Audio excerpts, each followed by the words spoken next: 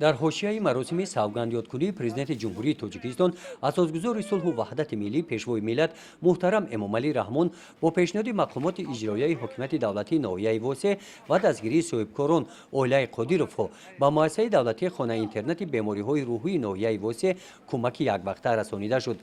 кӯмакҳои мазкур асару либоси зимистона ва маводҳои ғизоӣ иборат буданд. дар муассисаи давлатии хонаи интернати бемориҳои рӯҳии ноҳияи восеъ 225 нафар бошандагон ба табобат фаро гирифта шуда зиндагӣ мекунанд. дар ин рӯз аз ҷониби соҳибкор барои бошандагони хонаи интернат ҳамчунин дастархони идона ороста гардид.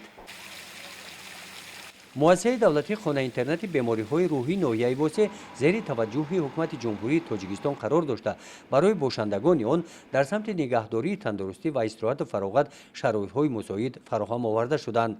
хонаи интернат аз заминҳои хоҷагии ёрирасон самаранок истифода менамояд. истифодаи гармхона хуб ба роҳ монда шудааст. муассисаи давлатии хонаи интернати бемориҳои рӯҳии ноҳияи восеъ ба давраи мавсими тирамҳоу зимистон пурра омода мебошад. гузориши хоҷа назриев, худойназар зуҳуров аз ноҳияи восеъ барои барномаи иттилоотии Навид.